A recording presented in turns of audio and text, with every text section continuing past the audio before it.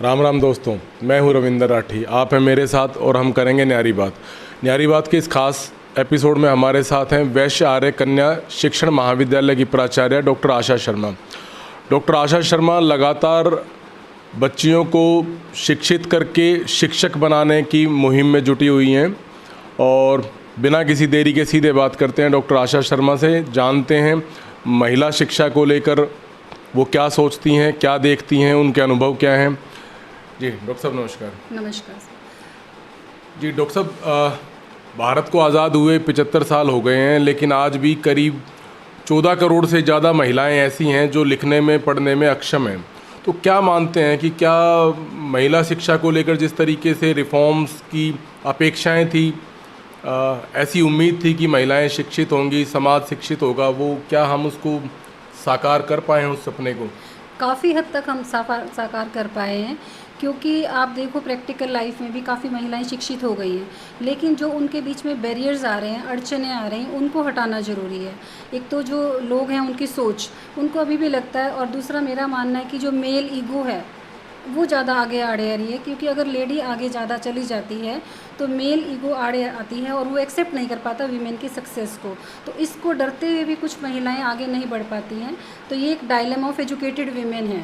Women educated जो हैं उनको लगता है कि हम अगर बहुत ज़्यादा आगे बढ़ेंगे तो ये प्रॉब्लम्स हमारे सामने आएंगी। दूसरा ये सोचते हैं कि अगर पढ़ लिए तब भी हमें वही चूल्हा झोंकना है, वही काम करना है, तो इसलिए भी वो ज़्यादा पढ़ना नहीं चाहती हैं। फिर हम बात करेंगे कि सुधार की, कि कैसे इसको सुधारा जा सकता है। हम मास मीडिया, जो आपका मीडिया है, वो भी बहुत ज़्यादा काम कर रहा है इस फील्ड में। शिक्षा ही एक जागरूकता ला सकती है समाज में। अगर कोई भी काम आगे करना है तो शिक्षा ही हमें आगे बढ़ा सकती है। शिक्षा के बगैर हमारा कुछ भी नहीं हो सकता, क्योंकि महिला सशक्तिकरण शिक्षा से ही आएगा। और उसके लिए हम जो अपने बच्चे, मैं अपने पर्सनल लेवल पे ये करती हूँ कि बहुत ज़्यादा कैंपेन चलाती हूँ, और जो टीचर्स हैं वो अच्छे प्रिपेयर कर रही हूँ, जिससे वो काफ़ी सारी महिलाओं को शिक्षित करें। क्योंकि जो टीचर्स हैं ये भविष्य निर्माता हैं। अगर भविष्य निर्माता ही हम अच्छे प्रिपेयर कर देंगे तो समाज में हमारा बहुत ज़्यादा कंट्रीब्यूशन करेंगे।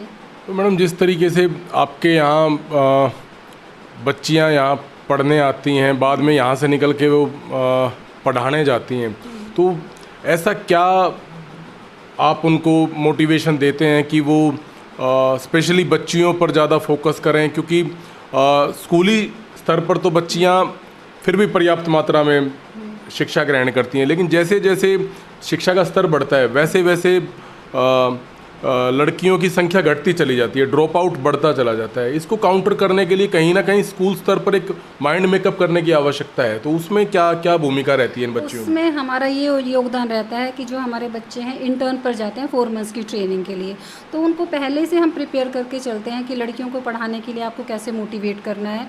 इसके लिए मैं खुद का अपना एग्जाम्पल दे के रखती हूँ कि मैं 12 साल के बाद पढ़ी, तो देखो मैं यहाँ तक पहुँची हूँ, तो तुम भी पहुँच सकते हो। अभी भी आपके आने से पहले एक लड़की यहाँ पर आई हुई थी, वो कह रही थी कि मेरे सास ससुर बिल्कुल फ़ीस नहीं दे रहे, नहीं पढ़ा रहे हैं। तो मैंने उसको इतना मोटिवेट कर दिया, मैंने कहा कि आपकी फ़ीस जैसे मर्जी दो, कुछ मर्जी करो, चाहे मैं दूँ, लेकिन आप बीएड नहीं छोड़ोगे। तो इस तरह से हम बार बार बच्चों को प्रिपेयर करते हैं कि वो पढ़ें आगे।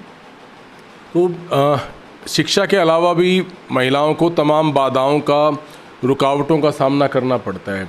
तो चूँकि यहाँ लड़कियाँ ही भावी अध्यापिकाएँ बनने आती हैं, तो उनको कैसे आप सहयोग करते हैं?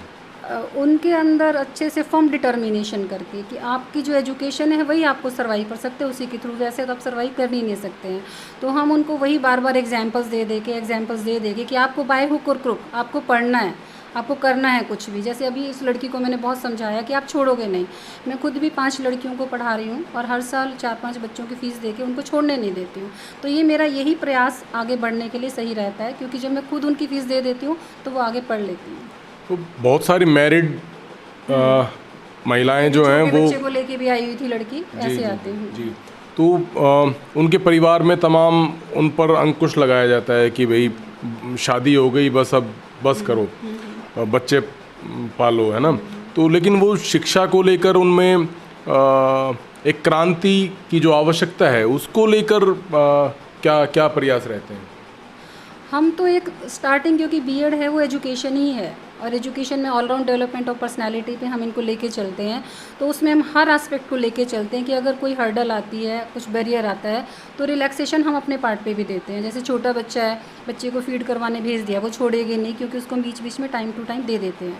अगर किसी का ज़्यादा छोटा बच्चा है तो हाफ टाइम में हम उसको भेज देते हैं कि आप जाइए। तो इस तरह की रिलैक्सेशन मिलने से वो पढ़ती चलती हैं फिर।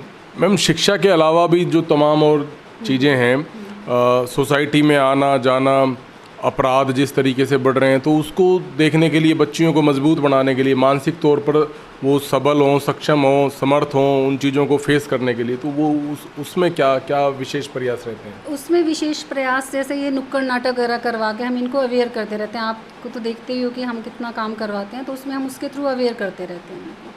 तो बच्चों को कोई प्रॉब्लम आती नहीं है और खुद ही फिर अपने आप सीख जाती हैं। कंडीशनिंग होती है, जैसे हमारे साइकोलॉजी की थियरीज़ हैं कंडीशनिंग की, क्लासिकल कंडीशनिंग, हम इनके माइंड में कंडीशनिंग कर देते हैं कि बाय हुक और क्रुक आप उस तरह से सर्वाइव कर लेंगे। बच्चियां सरवाइव करती हैं, शिक्षित होती हैं, सफल बनती हैं। तो जब कोई आपके पास से पढ़कर बच्ची बाहर गई है और सफल होकर वापस आपके पास आती है, मिलती है, तो कैसा अनुभव होता है? बहुत अच्छा लगता है। ऐसा लगता है कि मंदिर में हमने जो पूजा की थी हमें उसका फल मिल गया।